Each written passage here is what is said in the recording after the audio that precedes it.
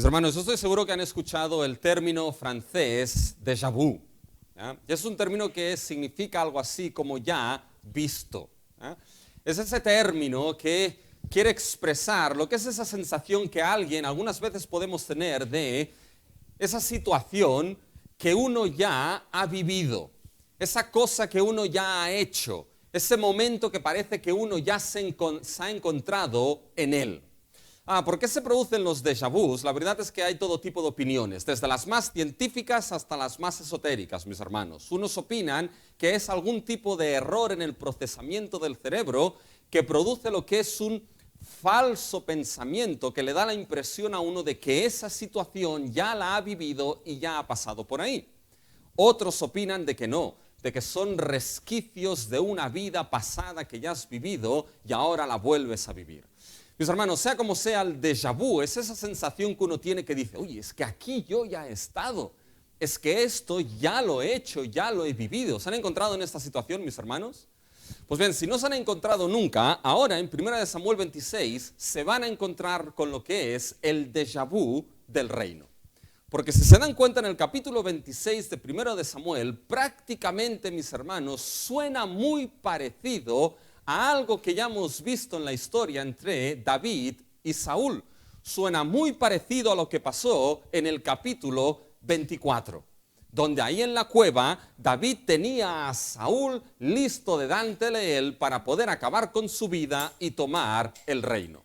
Y ahora llegamos al capítulo 26 y nos volvemos a encontrar exactamente lo mismo. Ahí está Saúl y David tiene la oportunidad, mis hermanos, de poder tomar la vida de Saúl en sus manos, acabar con él y así tomar el reino. Parece prácticamente, mis hermanos, lo mismo. Es el déjà vu del reino. Uno lee el capítulo 26 y dice, esto ya ha sucedido. Esto parece que ya lo he leído. Esto parece que ya lo he vivido en esa historia de David y Saúl. Y mis hermanos, esto implica algo importante. Esto implica de que el capítulo 26, que es nuestro texto hoy, está en cierta manera construido a la luz del capítulo 24. Es más, vamos a tener que tener presente, mis hermanos, y en mente lo que son los capítulos 24 y 25 para poder entender lo que hoy sucede exactamente en el capítulo 26. Así que, mis hermanos, les iré guiando en esto en el día de hoy, pero aquí el examen del primer libro de Samuel es acumulativo. Así que tienen que tener en mente ahora el capítulo 24 y 25 para entender lo que sucede en el capítulo 26. Pero con esta repetición, con este déjà vu del reino, mis hermanos, vamos a destacar dos cosas hoy en el primer libro de Samuel, capítulo 26, ténganlo abierto delante de ustedes. Y vamos a destacar tres cosas hoy, les voy a dar 3 R's en el día de hoy para que les quede grabado. La repetición, respuesta y resultado. Son 3 R's en el día de hoy. Fíjense, la primera es la repetición. La repetición de situaciones que nos sitúan nuevamente frente al reino de Dios. La segunda R sería la respuesta. La respuesta a esas situaciones que demuestran la vida del reino de Dios. Y tercero, lo que es, mis hermanos, el resultado que nos muestra un principio vital del reino de Dios. Estas son las 3 R's en el día de hoy. Vamos a destacar la primera, esa repetición de situaciones que nos sitúan nuevamente frente al reino de Dios. La pregunta aquí es, ¿cómo se produce esta repetición, mis hermanos? Y fíjense que esta repetición se produce con una nueva oportunidad para vivir conforme al reino. Se nos presenta una nueva oportunidad para vivir conforme al reino, conforme a la justicia, a los principios y a los valores del reino de Dios. Esto es lo que se le presenta a David en este capítulo 26. Como les he dicho, mis hermanos, es muy parecido, pero hay distinciones importantes que las veremos, muy parecido al capítulo 24. Así que recordaremos cosas del capítulo 24 y del capítulo 25, no se preocupen en ello. Pero fíjense cómo empieza el capítulo 26, mis hermanos. Fíjense que nuevamente los de Zif avisan a Saúl de dónde está David. Y nuevamente Saúl vuelve a poner en orden a sus filas y a sus hombres. Fíjense en el capítulo 26, los primeros versículos. Vinieron los cifeos a Saúl en Gabá diciendo, ¿no está David escondido en el collado de Aquila al oriente del desierto? Saúl entonces se levantó y descendió al desierto de Zif, llevando consigo 3,000 hombres escogidos de Israel para buscar a David en el desierto de Zif. Fíjense que esto prácticamente es una repetición de cosas que ya hemos visto. Fíjense cuando vamos al capítulo 23, mis hermanos. Fíjense en el versículo 19 del capítulo 23. ¿Qué es lo que se nos dice ahí? Después subieron los de Zif para decirle a Saúl en Gabá, ¿no está David escondido en nuestra tierra en las peñas de Orés, en el collado de Aquila que está al sur del desierto? ¿Se dan cuenta? Vuelve el capítulo 26 a empezar de la misma manera. ¿Y qué sucede ahí en el 23? Los de Zif van, le dicen dónde está David, Saúl persigue a David, y acuerden qué es lo que sucede ahí, que Saúl iba por un lado del monte, David iba por el otro lado del monte, y entonces de manera providencial, en la providencia de Dios, Dios permitió que los filisteos entrasen al país, y Saúl tuvo que dejar de perseguir a David para centrarse y atender el ataque de los filisteos. ¿Se acuerdan? Y después, mis hermanos, de que Saúl acaba con los filisteos, ¿qué sucede? Fíjense el capítulo 24, versículo 1. Cuando Saúl volvió de perseguir a los filisteos, le dieron aviso diciendo, he aquí David está en el desierto de Engadí, y escuchen ahora, y tomando Saúl 3,000 hombres escogidos de todo Israel, fue en búsqueda de David y de sus hombres. ¿Se dan cuenta? Toma 3,000 hombres escogidos de Israel y vuelve a seguir a David, lo mismo que hemos visto en el capítulo 26, versículo 2. Se levantó Saúl, se fue al desierto de Zif, llevando consigo 3,000 hombres escogidos de Israel para buscar a David. ¿Se cuenta? Parecen que las cosas, mis hermanos, vuelven a repetirse. Es ese déjà vu de cosas que ya han sucedido. Ahora bien, ¿qué sucedió, mis hermanos, en el capítulo 24? Debemos recordar algunas cosas del capítulo 24. Acuérdense que cuando Saúl fue a perseguir a David, ¿qué es lo que le pasó a Saúl, mis hermanos? A Saúl le entró, por las diferencias de presiones y por la excursión, acuérdense que le entró el apretón real. ¿Se acuerdan del apretón real, mis hermanos? Entonces fue a lo que era un rebaño, a un redil de ovejas, a una cueva para cubrirse los pies, es decir, para hacer sus necesidades. Y providencialmente en esa cueva, mis hermanos, ¿quién estaba? Estaba David con sus hombres. Fíjense que prácticamente esto, mis hermanos, es lo que nos encontramos ahora en el capítulo 26. Porque nuevamente Saúl vuelve a perseguir a David. Y fíjense de los versículos del 3 al 8, mis hermanos, nos damos cuenta de que nuevamente acampa Saúl en el desierto de Zif, ahí bien cerca, y nuevamente en un lugar donde David estaba con sus hombres. Fíjense en el versículo 3. Y acampó Saúl en el collado de Aquila, que está al oriente del desierto junto al camino. Es decir, acampó en un lugar estratégico, en un collado junto al camino. Una posición alta para controlar lo que eran las rutas en el camino. ¿Ya? Y fíjense, mis hermanos, que nos dice, y estaba David en el desierto y entendió que Saúl le seguía en el desierto. Providencialmente, mis hermanos, no había otro sitio donde acampar, sino en aquel sitio que estaba cerca de donde estaba David y sus hombres. ¿Se dan cuenta? Un déjà vu. Otra vez parece la repetición, mis hermanos. Ahora bien, hay cosas distintas. Y es en la distinción de lo que sucede, en las diferencias, mis hermanos, donde nos encontramos los puntos importantes. Porque fíjense que ahora, cuando David se entera de esto, manda a sus espías a que miren el campamento de Saúl. Y fíjense que cuando los espías llegan, mis hermanos, se nos describe claramente cómo estaba la situación del campamento. Fíjense a partir del versículo 5. Y se levantó David, ya después de que llegan los espías y le dicen ciertas cosas, se levantó David y David va a mirar. Y fíjense, y se levantó David y vino al sitio donde Saúl había acampado y miró David. Y luego dijo, el lugar donde dormían Saúl y Abner, hijo de Ner, general de su ejército. Y estaba Saúl durmiendo en el campamento y el pueblo estaba acampado en derredor de él. Mis hermanos, lo que el texto aquí en realidad está diciendo, cuando se nos dice en el versículo 5, y estaba Saúl durmiendo en el campamento, no dice exactamente esto el texto. Lo que el texto dice es que Saúl estaba durmiendo o acostado en el centro. Es decir, estaba en la posición central del campamento. A su lado estaba ¿quién, mis hermanos? Estaba Abner, el coronel del ejército, el que era básicamente el salvaguarda de Saúl, el que era el gorila de Saúl para protegerlo ahí. Y alrededor de Saúl y de Abner, ¿quién estaban, mis hermanos? Estaba el resto del pueblo. ¿Se dan cuenta? Era básicamente una serie de círculos concéntricos. En el centro estaba Saúl protegido por todo lo que era el resto del pueblo. Una posición de seguridad allí. Yo estoy seguro que quizá han visto películas. Han visto películas de la Edad Media, cómo se montaban los campamentos, mis hermanos, cuando salían a la guerra. O quizá no han visto películas de la Edad Media, pero algunos habrán visto El Señor de los Anillos. Como, sí, siempre está El Señor de los Anillos de una manera u otra. Cómo se montan los campamentos, lo que son básicamente la tienda del rey, la tienda del importante. Nunca se encontraba en la periferia del campamento. ¿Por qué? Porque ahí estaba expuesta a los enemigos. Siempre se montaba en el centro, mis hermanos. Y es aquí lo que nos encontramos. Saúl acostado en el centro, Abner a su lado y alrededor, ¿quiénes? El resto del pueblo protegiendo a Saúl. Esa es la situación que nos encontramos. Y entonces, mis hermanos, fíjense, hay algo que no quiero que pierdan de vista, porque hoy les voy a ir repitiendo, por eso es un déjà vu, van a escuchar y se lo voy a repetir más de una vez, mis hermanos.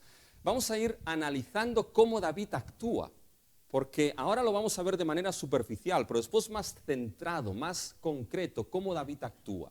Porque vamos a ver que David actuó o actúa aquí de manera diferente a cómo actuó en el capítulo 24. Fíjense que aquí David es el que está tomando la iniciativa. Sabe que Saúl le persigue y David toma la iniciativa. Envía a espías. David toma la iniciativa. Ahora él se acerca y entonces ve la situación y pregunta, ¿quién irá conmigo? Y entonces sale uno, sale Abisai, dice, yo iré contigo. Y los dos, mis hermanos, se acercan totalmente al campamento de Saúl. Fíjense, imagínense, mis hermanos, de noche, de noche. Y ahí David y Abisai descendiendo, mis hermanos, al campamento, teniendo que pasar sin hacer ningún tipo de ruido, evidentemente, por encima de los pies y por el lado, mis hermanos, de los hombres que están alrededor de Saúl, para llegar juntamente donde está Saúl, con Abner, el gobernador, el capitán de su ejército, y llegan ahí, y fíjense que se nos describe más de cerca la situación en la cual está Saúl. Y fíjense que se nos describe en el versículo 7. Fíjense lo que se dice ahí. David pues y Abisai fueron de noche al ejército. Y he aquí que Saúl estaba tendido durmiendo en el campamento. Y ahora fíjense, y su lanza clavada en tierra a su cabecera. Y Abner y el ejército estaban tendidos alrededor de él. Fíjense que la Biblia se toma el detalle de decirnos que junto a la cabecera de Saúl estaba ¿quién? Estaba su lanza, mis hermanos. Y es importante porque ¿qué es lo que significa o representa aquí la lanza, mis hermanos? Piensen en la lanza de Saúl. Piensen en lo que Saúl intentó hacer con esa lanza. ¿Se acuerdan de la historia de Saúl? 2 veces, mis hermanos, intentó empalar a David con esa lanza y una vez intentó empalar ¿a quién? A su hijo Jonathan con esa lanza. Por lo tanto, lo que la lanza representa aquí, en cierta manera, mis hermanos, es ese poder que Saúl tenía como rey.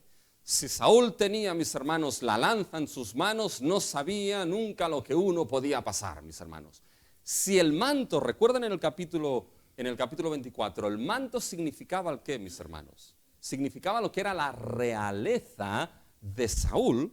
Ahora aquí la lanza, mis hermanos, significa lo que es ese poder que Saúl tenía, no solamente como rey, sino, mis hermanos, también ese poder social en medio de ese pueblo. Y la Biblia toma tiempo en describir que esta era la situación.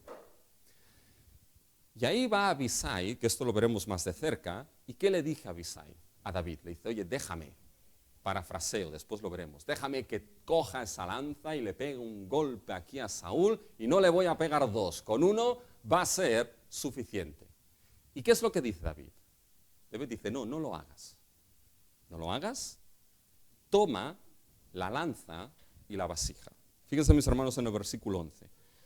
Guárdame, Jehová, de extender mi mano contra el ungido de Jehová, pero toma ahora la lanza que está en su cabecera y la vasija de agua y vámonos. Quiero, mis hermanos, que vean, porque eso es lo importante aquí, cómo David está actuando de manera distinta a cómo actuó en el capítulo 24. En el capítulo 24 fueron sus hombres quienes le dijeron, Dios te lo da en tus manos. Y David fue el que hizo, cortó la orilla del manto, ¿se acuerdan? Aquí es distinto. La situación es la misma. Ahí está Saúl, mis hermanos. Pero aquí es David quien toma la iniciativa y de manera principal lo que David, y lo veremos, tiene en su mente de manera principal es que la vida de Saúl no puede ser tocada. Pero toma la lanza. Es decir, toma ese símbolo de autoridad de Saúl y vámonos. ¿Se dan cuenta, mis hermanos, cómo la actuación de David es distinta? Lo vamos a ir viendo más de cerca. Pero David, mis hermanos, desde el capítulo 24 hasta el capítulo 26, algo ha sucedido en David en esta situación, mis hermanos. David ha madurado en algo. David ha crecido en esa actuación. David ha madurado, David ha aprendido, David ha crecido y se encuentra ahora en casi una situación muy parecida. David, mis hermanos, podía decir, otra vez en las mismas. Otra vez Dios me pone a Saúl delante de mí. Otra vez Dios me pone lo que es a mi enemigo delante de mí. Otra vez me da la posibilidad de tomar ese reino. Otra vez me da ese símbolo, mis hermanos, de autoridad que le saca a Saúl. ¿Se dan cuenta? David podría decir esto otra vez en la misma situación. Pero, mis hermanos, David actuó de manera distinta.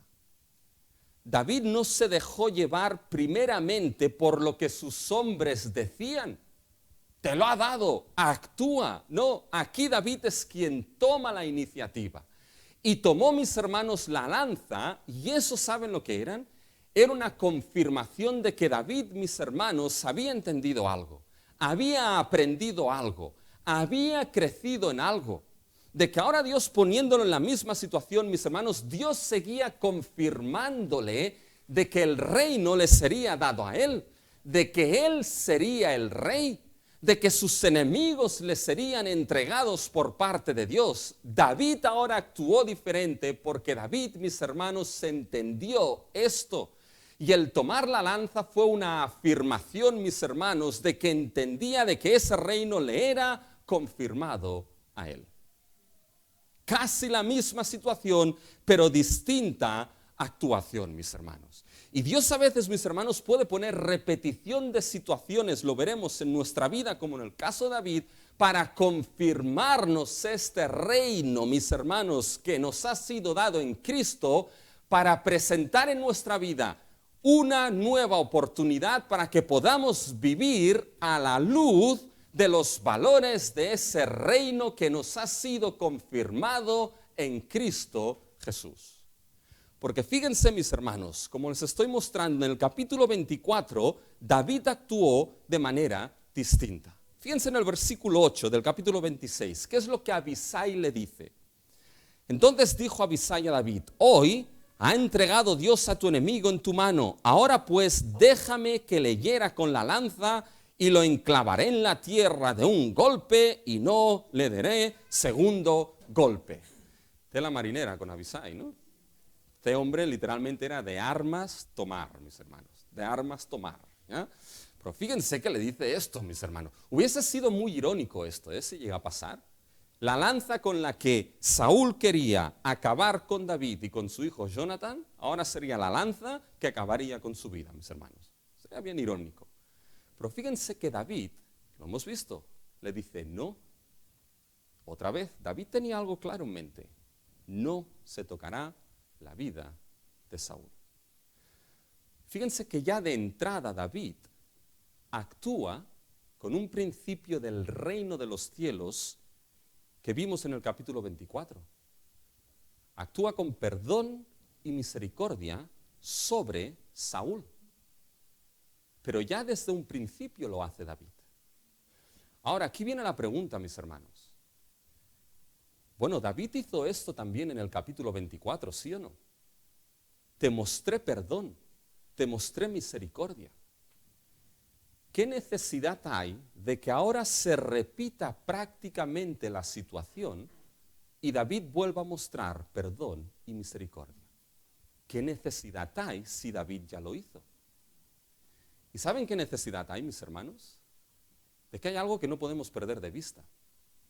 Que entre el capítulo 24 y el capítulo 25 y 26 está el capítulo 25. He hecho bien las matemáticas, ¿no? Entre el 24 y el 26 está el 25. Dirán, el pastor dice cosas lógicas, ¿eh? Pero mis hermanos, es que ese capítulo 25 es esencial. Porque ¿qué pasó en el capítulo 25? ¿Se acuerdan?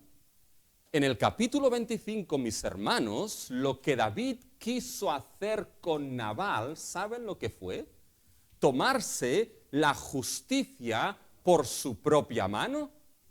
Lo que David quiso hacer, mis hermanos, con Nabal fue acabar con Nabal y con todos sus varones y con su pueblo. En el capítulo 24 sí mostró perdón y misericordia, pero en el capítulo 25 se había olvidado totalmente de esta justicia, perdón y misericordia del reino de los cielos, mis hermanos. Está ese capítulo 25 ahí. Y ahora Dios en su gracia, ahora Dios en su soberanía, ahora Dios en su providencia, mis hermanos, pone a David en una situación prácticamente igual al capítulo 24. ¿Para qué? Para dar una nueva oportunidad a que su rey viva conforme los valores del reino que le ha sido confirmado y le va a ser entregado. ¿Se dan cuenta, mis hermanos? Una nueva oportunidad para vivir conforme a ese reino que te ha sido dado, David, a ese reino que te ha sido confirmado, a ese reino que te será entregado. Y mis hermanos, es que es sorprendente de que nuestro Dios puede decretar y ordenar situaciones, mis hermanos, en nuestra vida, las cuales pueden ser muy parecidas a situaciones que ya hayamos vivido, mis hermanos, para darnos esa oportunidad de poder vivir conforme a la justicia del reino de los cielos. A una justicia que quizá en estas situaciones o en esas situaciones que se dieron casi la perdemos de vista, y Dios puede ordenar nuevamente situaciones en su providencia para darnos esta oportunidad. Hemos cantado, ayúdanos a bendecir tu sabia, ¿quién puede acabar esta frase? No da igual, que no sé lo que saldrá. Tu sabia providencia. Y es que, mis hermanos, nuestro Dios es un Dios de repeticiones. Si se preguntaban por qué me repito tanto en los mensajes, es porque nuestro Dios es un Dios de repeticiones, mis hermanos. Es un Dios de que, fíjense, hay repeticiones en la historia, mis hermanos. Hay una primera creación y llegamos a una nueva creación. Hay un primer éxodo y Dios repite, hay un nuevo éxodo. Hay, mis hermanos, lo que es un antiguo pacto y hay un nuevo pacto. ¿Se dan cuenta? Dios, mis hermanos, es Dios de repeticiones. Hay patrones históricos que Dios repite en la historia de la salvación. Y esa repetición de patrones históricos de Dios en la historia no solamente es la manera que desarrolla su historia de la salvación para cumplirla en Cristo, sino que son patrones históricos que se repiten para que vayamos aprendiendo, mis hermanos. Hace poco hablaba con un pastor que conozco bien de cerca ese pastor, aunque a veces me sorprende. Y ese pastor, mis hermanos, me explicaba la situación que vivió con una pareja. Y me explicaba cómo se involucró con esa pareja. Todo lo que dio en la formación de esa pareja, todo lo que llegó a sufrir con esa pareja y cómo llegó a ser dañado profundamente un daño profundo por esa pareja. Y me decía, y ahora me encuentro en la misma situación. Digo, tengo otra pareja que están exactamente casi en la misma situación, que tengo que hacer exactamente lo mismo, y me dijo, y tengo miedo de que vuelva a pasar lo mismo. No sería justo juzgar a esta nueva pareja por la antigua. Pero dice, quizá Dios en su soberanía permite esto para ver cómo he madurado de esa situación en los principios del reino y dónde estoy ahora. Y quizá esto puede suceder, mis hermanos, en su vida, si no se han encontrado quizá ya a decir, Señor, otra vez con lo mismo. Si parece que vuelva a caer otra vez en lo mismo. O un grupo otra vez con lo mismo. Puede ser, mis hermanos, que Dios, como fue con David, ordene esas situaciones por su providencia, mis hermanos, de tal manera que podamos ver dónde estábamos en aquel momento y cómo hemos tenido que madurar, aprender y crecer en esa situación en la cual Dios, en su providencia amorosa, vuelve a ponernos. Para poder vivir y mostrar esos principios del reino, sus valores, su justicia, su amor, su misericordia, su perdón. Así que mi hermano y hermana, esto no lo había pensado nunca, pero a veces esas situaciones en las que quizá volvemos a encontrarnos, decir, ¿otra vez, Señor, con eso? Quizás son ordenadas a veces por Dios. Así que mi hermano y hermana, no desprecies lo que son los déjà vus del reino en tu vida. No desprecies lo que son esas repeticiones que quizá Dios puede ordenar para mostrarte dónde estabas y cómo debes crecer en ese reino. Eso es lo que quizás han encontrado. La pregunta es, cuando esos déjà vus del reino ordenados por Dios se producen, la pregunta es, ¿cómo respondemos? Y eso nos lleva a la segunda R. ¿Ven? Ya pasamos al segundo punto. ¿Qué es la respuesta, mis hermanos? La respuesta a las situaciones que demuestra la vida del reino de Dios. Y primero es una respuesta de fe. Una respuesta de fe que lo que va a hacer, mis hermanos, es mostrar una respuesta de fe que ha aprendido a confiar en Dios para vivir conforme a ese reino. Fíjense, mis hermanos, esto lo vamos a ver en los versículos del 9 al 12. Y ahora vamos a tener que ir más de cerca a cómo David responde. Ahora vamos a analizar más de cerca la respuesta, mis hermanos, de David. Pero fíjense que lo que nos encontramos es que, mis hermanos, Abisai le ha dicho a David, bueno, oye, déjame tomar la lanza y entonces, ¿qué? Acabo yo mismo con la vida de David. No le voy con de Saúl, no va a haber un segundo golpe, con uno va a ser suficiente. Y aquí, mis hermanos, David hubiese podido decir, oye, pues, no está mal, ¿no? Digo, no lo voy a hacer yo, lo va a hacer Abisai, pues un trabajo que me quita de encima. Ya va bien, y entonces yo no soy ¿qué? Yo no soy responsable de nada. ¿Saben qué es eso? Mentira, mis hermanos. Eso es mentira. Porque, mis hermanos, cuando vamos a la ley, ¿qué es un cómplice a nivel legal? ¿Qué es un cómplice? Fíjense, un cómplice es el responsable penal. El responsable penal de un delito o de una falta, pero no por haberlo cometido directamente, sino, mis hermanos, por haber cooperado con acciones simultáneas o con acciones anteriores. Por lo tanto, aquí David, ¿qué sería, mis hermanos? Sería cómplice totalmente. Aunque no pusiese su mano sobre Saúl, sería cómplice de haber permitido que Abisai, mis hermanos, lo hiciese. Por tanto, eso no valía.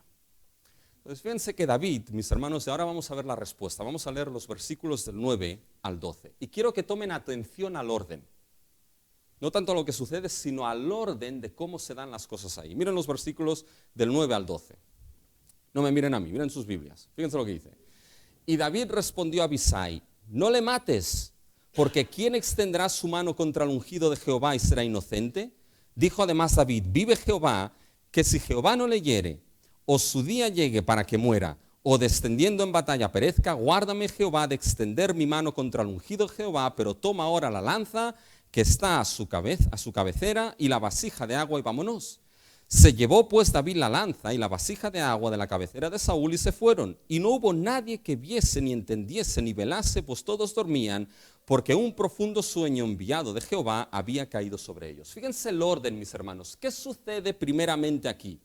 Lo primero que sucede, mis hermanos, cuando Abisai le dice, déjame que yo toque su vida, lo primero que sucede es que David le deja algo claro. No extiendas la mano sobre Saúl. ¿Se dan cuenta? Eso es lo que está a la frente de David. Lo principal, la vida de Saúl no se toca. Lo segundo que sucede, toma la lanza y la vasija. Lo tercero que sucede, se van. Pero fíjense cómo se va Saúl, cómo se va David, mis hermanos. Se va sin ningún tipo de remordimiento. Se va sin ningún tipo de peso y de turbación en su corazón. ¿Tienen el orden? Vale, porque este orden es vital para cuando vamos al capítulo 24, cómo actuó David allí, que ha sido nuestra lectura congregacional en el día de hoy. La he puesto para refrescarles un poquito la memoria. ¿Cómo actuó David allí, mis hermanos? Después de que a sus hombres le dicen, oye, Dios te pone a tu enemigo en tus manos, ¿qué es lo que hace David primero? Corta la orilla del manto. ¿Qué sucede después?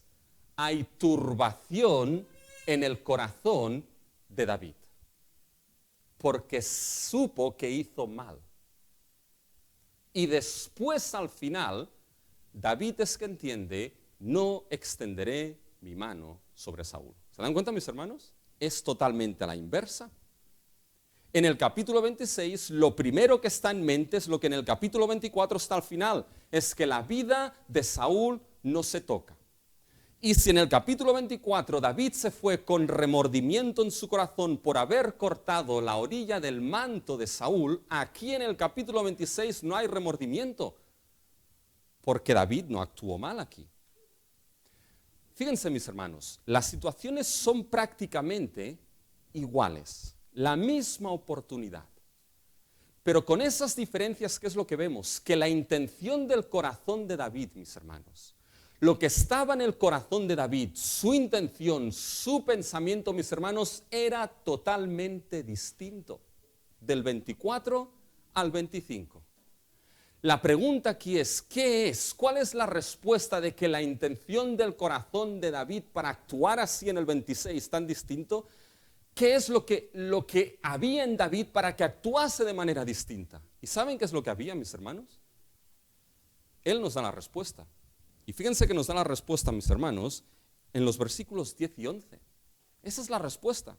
Fíjense, dijo además David, vive Jehová, que si Jehová no le hiriere, o su día llegue para que muera, o descendiendo en batalla perezca, guárdame Jehová de extender mi mano contra el ungido de Jehová. Esta es la respuesta porque David actuó de manera distinta. Porque, mis hermanos, David tenía algo, conocía algo y había aprendido algo, mis hermanos. Había aprendido que sería Dios quien se encargaría de Saúl, que él no debía encargarse. Mis hermanos, esta es una respuesta de fe que ha aprendido a confiar en Dios.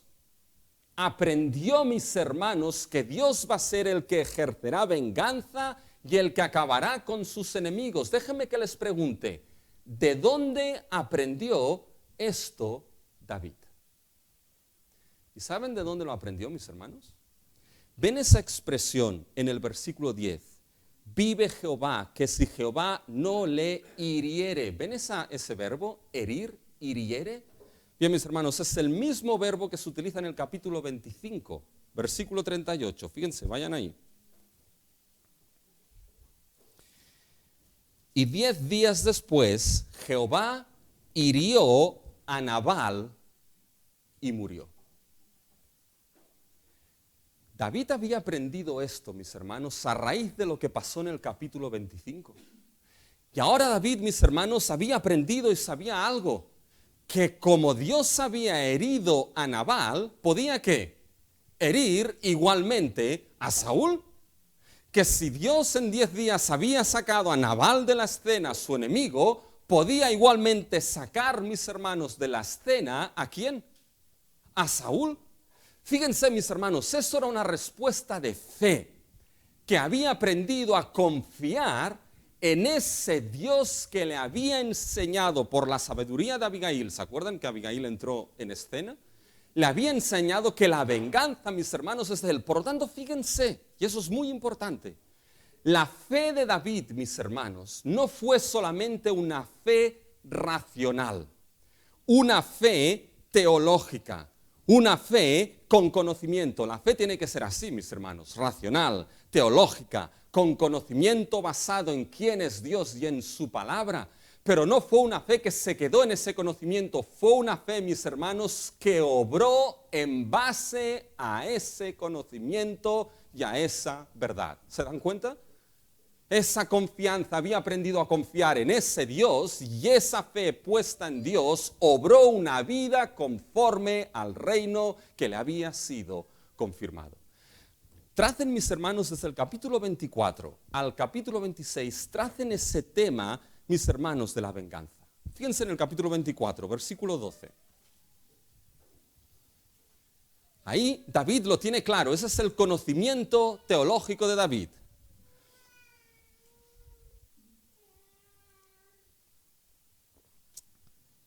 He bebido agua, mis hermanos. A veces me cuesta beber agua cuando predico, ¿ya? Bueno, dice, fíjense el versículo 12 del capítulo 24, dice, juzgue Jehová entre tú y yo, y véngueme de ti, pero mi mano no será contra ti. Fíjense el versículo 15 del 24. Jehová pues será juez y él juzgará entre tú y yo. ¿Se dan cuenta? Ese es el conocimiento de David ahí en el capítulo 24. David lo tenía claro. No dudamos de la fe de David aquí en el capítulo 24. No dudamos de su teología aquí. No dudamos de su conocimiento aquí. Pero entonces llegamos al capítulo 25 y ¿qué sucede? Ese Jehová vengará entre tú y yo, y él hará justicia entre tú y yo. Llegamos al capítulo 25 y David, ¿qué, mis hermanos? Se lo olvidó. ¿Se acuerdan de la columna del parking? Que han aparcado y saben que la columna está ahí, mis hermanos. Pero entonces aparcan y ven por el ángulo ciego del retrovisor que esa columna ha desaparecido. ¡Milagro! Ya no está, hasta que escuchan el clock. ¿Ya? Y entonces está ahí, mis hermanos. En el capítulo 25 se le olvidó a David. Pero mis hermanos, esto nos advierte de algo, de que podemos tener el conocimiento teológico correcto en nuestra fe y a veces podemos caer en el ángulo muerto y olvidarnos.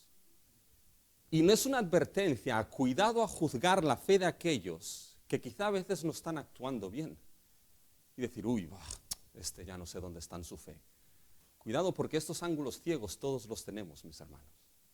Tenía el conocimiento en el capítulo 24 y en el capítulo 25 se lo olvidó. Hasta que Dios tiene que traer a una mujer, Abigail, para revolver a David, a que ese conocimiento que tenía vuelva a ser traído a su corazón y a su conciencia. Y David lo entendió. Fíjense en el capítulo 25, los versículos 32 y 33. Y dijo David a Abigail, bendito sea Jehová, Dios de Israel, que te envió para que hoy me encontrases. Si bendito sea tu razonamiento y bendita tú que me has estorbado hoy de ir a derramar sangre y a vengarme por mi propia mano. ¿Se dan cuenta? Dios tuvo que corregir, mis hermanos, a David, volver a instruirlo en esa fe y conocimiento que tenía. Qué glorioso es nuestro Dios y misericordioso, mis hermanos, es nuestro Padre, que cuando nos olvidamos de estas cosas, Él, mis hermanos, por medios insospechados, corrige para devolvernos a esa fe que se fundamenta en la palabra y en quién es Él, mis hermanos. Y ahora, llegamos al capítulo 26, mis hermanos, ¿y qué es lo que nos encontramos? De que David ahora, su vida actúa de acuerdo a qué? A esa fe en quién es su Dios. Por lo tanto, su fe obró en base a ese conocimiento que tenía de Dios. Fíjense el capítulo 26, versículo 11. Vive Jehová, que si Jehová no le hiere y su día llegue para que muera o descienda en batalla y perezca, guárdame Jehová de extender mi mano contra el ungido de Jehová. ¿Se dan cuenta la respuesta de David, mis hermanos? Fíjense, su fe no solamente fue racional, su fe no solamente fue teológica, Su fe estaba basado en ese conocimiento de Dios, mis hermanos. Estaba basado en ese conocimiento de la verdad, de quién es Dios, mis hermanos. Y su vida entonces aprendió a obrar conforme a esa fe. Una vida conforme a ese reino. ¿Se dan cuenta? Y mis hermanos, ¿saben qué? La fe bíblica, la fe genuina, es este tipo de fe, mis hermanos. Es una fe, mis hermanos, que se basa y surge y se enraiza en el conocimiento de quién es Dios en su palabra.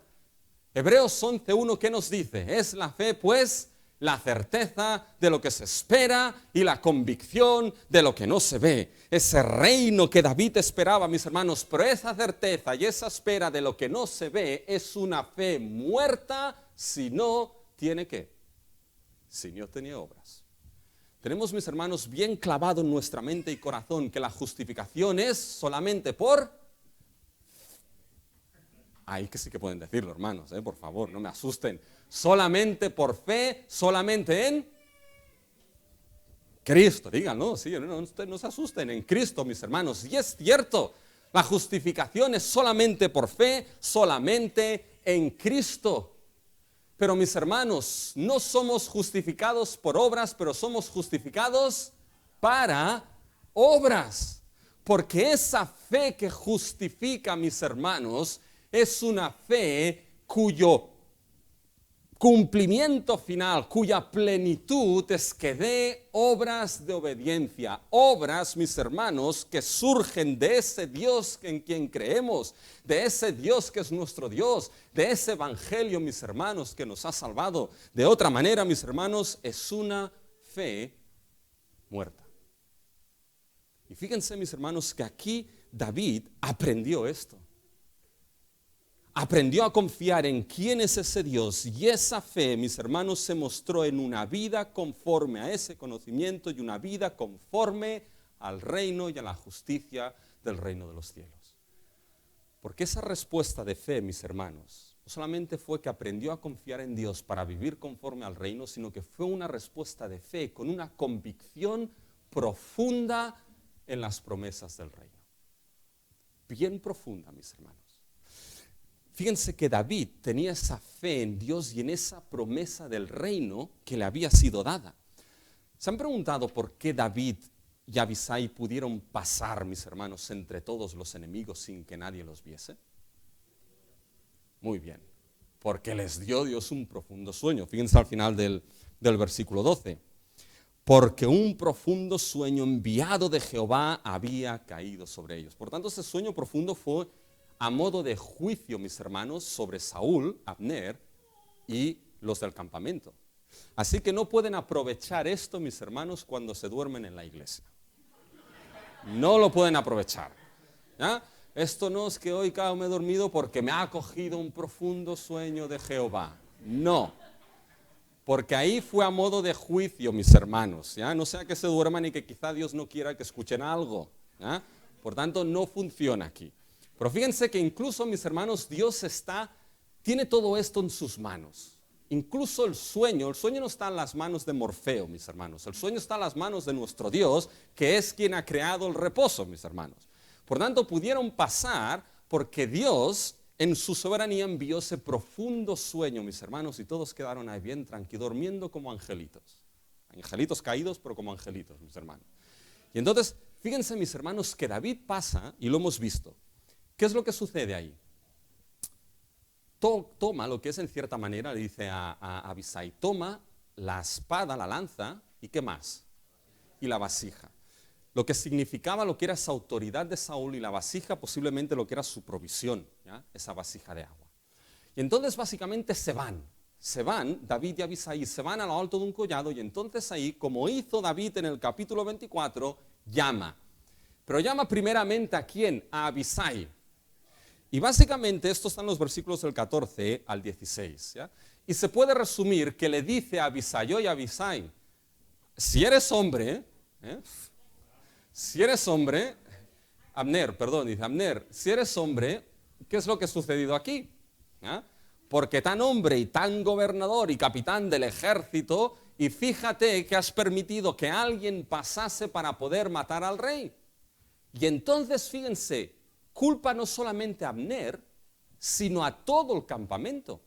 Todos eran responsables y por lo tanto todos puestos bajo sentencia de muerte por lo que habían hecho. Fíjense el versículo 16. Fíjense cómo ahora cambia del singular al plural. Fíjense, esto que has hecho no está bien. Vive Jehová que sois, todos vosotros ahora, sois dignos de muerte porque no habéis guardado a vuestro Señor, al ungido de Jehová. Y ahora lo confirma. ¿Quieres una prueba? Acuérdense que en el capítulo 24 no era un farol lo de David, aquí tampoco. Dice, mira pues ahora dónde está la lanza del rey y la vasija de agua que estaba en la cabeza. ¿Se acuerdan, mis hermanos, que al principio les he dicho que esta lanza significaba, mis hermanos, esa autoridad?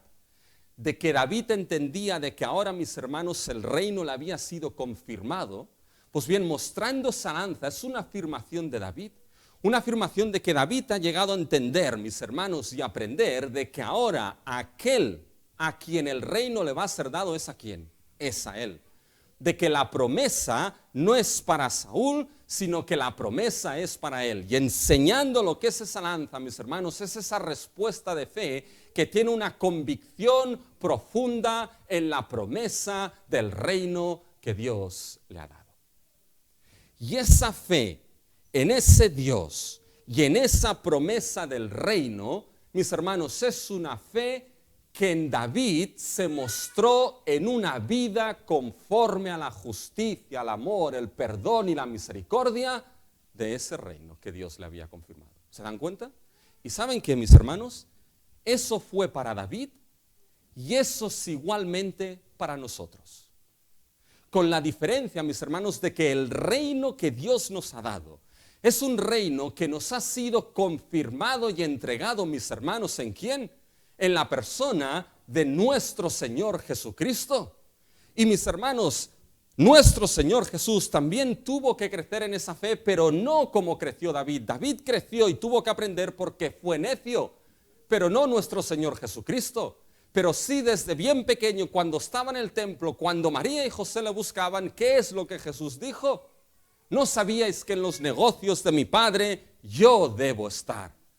Y mis hermanos, nos damos cuenta en la vida de nuestro Señor Jesucristo, mis hermanos, que fue una vida completamente de una fe inmovible, sólida, y que vivía, mis hermanos, en obediencia a su Padre Celestial. Esa fe y esa vida que David no pudo llegar a vivir perfectamente, Cristo sí la vivió. Y a Él le ha sido confirmado el reino. A Él le ha sido, mis hermanos, entregado el reino y todas las promesas de ese reino. Hay algo que debemos entender. No pasamos de David a nosotros, por muy ejemplo que pueda ser David. Vamos de David a Cristo. Y de Cristo, mis hermanos, llega todo esto a nosotros. Cristo es el gran David que le fue confirmado y entregado ese reino. Cristo es el gran David, el cual tuvo una vida perfecta de fe en aquel que era su Dios, en aquel que era su Padre. Por lo tanto, todas las promesas que han sido dadas, mis hermanos, en el reino de Dios, en la persona de Cristo, son sí y amén. Y eso significa que puedes y debes anclar tu vida, debes anclar tu fe, debes anclar tu confianza en la persona del Rey de Reyes y Señor de Señores, que es Cristo Jesús. Y en base a esa fe anclada en Cristo, mis hermanos, y en sus promesas, es que entonces por la gracia puedes vivir en base a esas promesas del reino. Hay un gran sermón, mis hermanos, del reino, que es el sermón del monte de nuestro Señor Jesucristo. Y anclado tu fe en Cristo y en el Rey, mis hermanos. Si Cristo dice, busca primeramente el reino de Dios y su justicia, búscalo con la confianza de que el resto de cosas serán añadidas. Si te dice, ora a tu Padre que sabe lo que tienes necesidad, ora con confianza. Y cree y confía que Dios sabe de lo que tienes necesidad mejor incluso que tú, y Él te dará. ¿Se dan cuenta, mis hermanos? Es esa respuesta, en esos déjà vus, ¿cómo respondemos? Con esa respuesta de fe que ha aprendido a confiar en Dios, que se enraiza en las convicciones profundas de sus promesas y que en base a ello es una vida acorde y conforme que da frutos de justicia del reino de Dios. Ahora, mis hermanos, para llegar a la última R, con eso concluimos. ¿Dónde nos lleva todo esto? ¿Cuál era la última R, se acuerdan? Es el resultado, mis hermanos. El resultado que nos muestra un principio vital del reino de los cielos. Y la pregunta es, ¿cuál es ese principio vital? Pues el principio vital, mis hermanos, es que Dios paga según las obras a cada uno. Ese es el principio vital que se desprende de aquí. Uno puede decir, suena un tanto extraño esto. Pero fíjense, mis hermanos, la primera R, esa repetición de situación en la vida de David, que le llevó una nueva oportunidad para vivir conforme a lo que es la justicia del reino. Esa respuesta de fe de David anclado en Dios y en esa convicción profunda de sus promesas que le llevó a una vida acorde a esa fe. Todo nos lleva ahora, mis hermanos, al final, para que entendamos de que al final Dios paga a cada uno conforme a sus obras. Y puede parecer un poco desencajado, pero no lo es. Porque fíjense ahora a partir del versículo 17 en adelante, mis hermanos. Aquí David vuelve a decirle a Saúl, bueno, Saúl, no he hecho nada malo, entonces ¿por qué me persigues? Y fíjense que a partir del versículo 19, David empieza a desarrollar ese tema de que Dios pagará a cada uno conforme a sus obras. Fíjense el versículo 19. Ruego pues que el rey mi señor oiga ahora las palabras de su siervo. Si Jehová te incita contra mí, acepte en la ofrenda, mas si fueren hijos de hombres malditos, sean ellos en presencia de Jehová, porque me han arrojado hoy para que no tenga parte en la heredad de Jehová, diciendo, ve y sirve a dioses ajenos. Fíjense, David le está diciendo a Saúl, solamente hay la posibilidad de dos cosas en esta situación. O bien es mi culpa, que David me ha arrojado a ti, que Dios me ha arrojado a ti en esta situación. Por tanto, la única manera de que si es mi culpa y Dios me ha arrojado aquí por esa situación, la única manera de solucionarlo es que Él acepte la ofrenda. La única manera de solucionar ese error, ese pecado, es a través de una ofrenda. O hay otra posibilidad, que hay hombres malos que me hayan echado de la heredad, de la tierra que tengo que estar dando vueltas. Solo hay esas dos posibilidades aquí. Él está diciendo, bueno, Saúl, ¿quién es aquel que me está haciendo rodar por la tierra arriba abajo? Eres tú. Por tanto, aquí el problema, o soy yo, o eres tú. O es mi actuación, o es tu actuación. O es mi obra, o es la tuya. ¿Saben? Saúl entendió esto. Fíjense ahora en el versículo 21. Entonces dijo Saúl, he pecado, vuélvete, hijo mío David, que ningún mal te haré más, porque mi vida ha sido estimada preciosa hoy a tus ojos. He aquí yo he hecho neciamente y errado en gran manera. ¿Quién se fía de Saúl? He hecho mal. Vete, hijo mío, vete, que no te voy a hacer ningún mal. Eso ya se lo dijo y ahora los persigo otra vez. Otra vez volvemos a las lágrimas de cocodrilo, mis hermanos, de Saúl aquí. Pero fíjense, he hecho mal, he pecado, he errado, he hecho neciamente. Bueno, esto es lo que había hecho Saúl. David, ¿de qué manera había actuado, mis hermanos? Justamente con Saúl, con misericordia y perdón. No había quitado su vida. ¿Se dan cuenta? Dos maneras de actuar distintas. Ahora bien, la pregunta es, ¿quién va a juzgar entre estas dos maneras? Gracias, Paco. Fíjense, mis hermanos, ahora el versículo 23. Bueno, 22 y 23. Y David respondió y dijo, he aquí la lanza del rey, pase a cada uno de los criados y tómela, y Jehová pague a cada uno su justicia y su lealtad. Es decir, Jehová pague, Saúl, conforme a tus obras, y Jehová me pague conforme a las mías. ¿Se dan cuenta al principio? Dios paga a cada uno conforme a sus obras. Y saben, les puede sorprender. Pero mis hermanos, esto es un principio del evangelio de gracia y fe. Eso es un principio del evangelio de gracia y fe en Cristo Jesús. De que Dios va a pagar a cada uno según sus obras. Y mis hermanos, esa realidad la dijo Pablo dos veces. La dijo Pablo en Gálatas 6:7, cuando escribió, no os engañéis, Dios no puede ser burlado, pues todo lo que el hombre sembrare, esto segará. Esto lo dice Pablo en una carta que por excelencia pone de manifiesto la justificación por la fe. Y lo dice en Romanos. Fíjense en Romanos 2, mis hermanos. Los versículos del 6 al 8. Fíjense en Romanos 2 y escuchen bien. Versículo 6. El cual pagará a cada uno conforme a sus obras. Vida eterna a los que, perseverando en bien hacer, buscan gloria y honra e inmortalidad, pero ira y enojo a los que son contenciosos y no obedecen a la verdad, sino que obedecen a la injusticia. ¿Se dan cuenta? Dios pagará a cada uno conforme a sus obras. Vida eterna a los que hacen bien. Y enojo, ira a los que son contenciosos. ¿Qué es eso, mis hermanos? ¡Oh, salvación por obras! No. La salvación siempre ha sido, es y será por gracia y por medio de la fe en Cristo Jesús. Pero hay un principio básico que no podemos olvidarnos. Dios pagará a cada uno conforme a sus obras. ¿Saben cuál es el problema de Romanos 2, mis hermanos?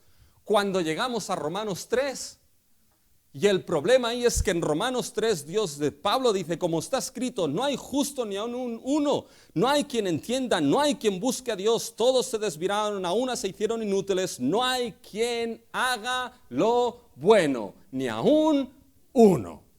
Ese es el gran problema, de que Dios pagará con vida eterna y gloria a los que hagan el bien, pero no hay ni aun uno que haga lo bueno, nadie de los de aquí. Ninguno sin excepción. Por lo tanto, Dios no puede pagar con vida eterna y gloria eterna a nadie en este mundo. Y cuando esto lo aplicamos a David y a Saúl, ¿saben qué? Tú y yo quedamos en la parte de Saúl, mis hermanos. La respuesta a la pregunta aquí es, entonces, ¿qué esperanza hay para tu vida? ¿Y saben qué esperanza hay? Que venga un gran David, que obró siempre justa y lealmente para que esto pueda ser dado a ti. Y este fue nuestro Señor Jesucristo. Y lo hizo en una cruz, dando su vida en aquella cruz, para que entonces la ira y el enojo de Dios cayese sobre Cristo Jesús, el justo y el perfecto, para que por fe a ti te sea dado ese perdón y esa justicia, y lo que te sea dado sea, sin merecerlo, vida eterna y gloria eterna, mis hermanos. Y quizá alguien puede decir aquí, pero Rubén, has dicho que Dios pagará a cada uno según sus obras. Fíjate cómo pagó a su Hijo. Lo pagó en una cruz, lo puso en una cruz cuando siempre hizo el bien. Pero lo puso en aquella cruz porque tú no puedes hacer lo bueno. Porque yo no puedo.